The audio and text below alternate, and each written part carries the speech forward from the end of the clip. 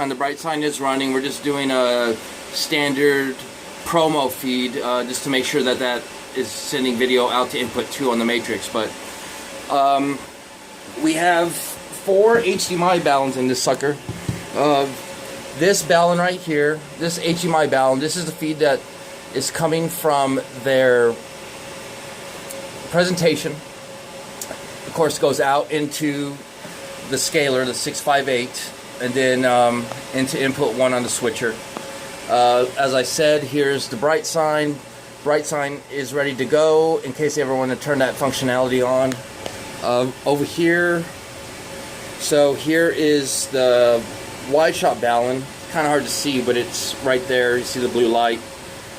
That's the from camera 2, and then we go out of that via HDMI into the HDMI to SDI converter, and then out SDI into input 2 on the matrix switch. And then of course that's also taking an audio feed, embedding it, and going into that signal is input 2 on the matrix for backup wide shot.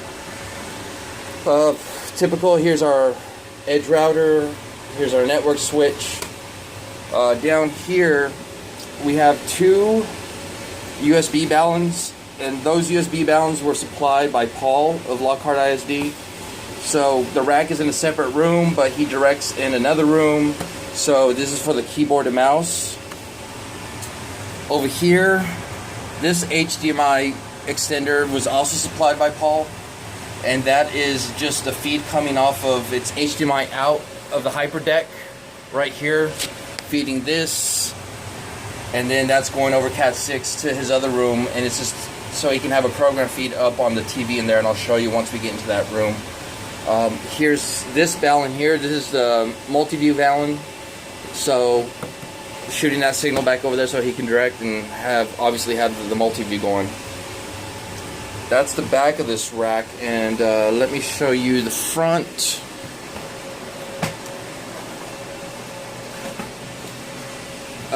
We don't have a field or test monitor in here.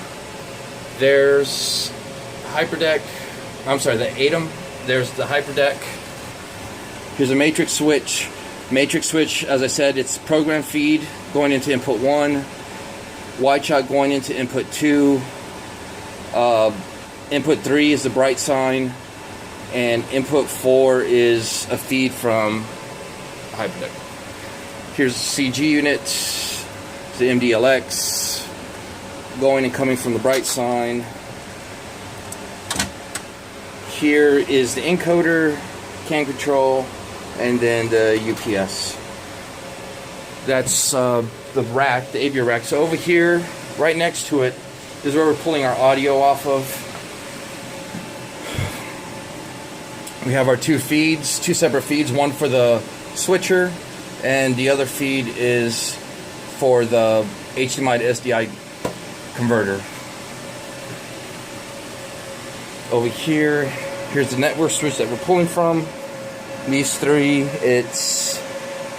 looks like he switched them, so it looks like it's 35.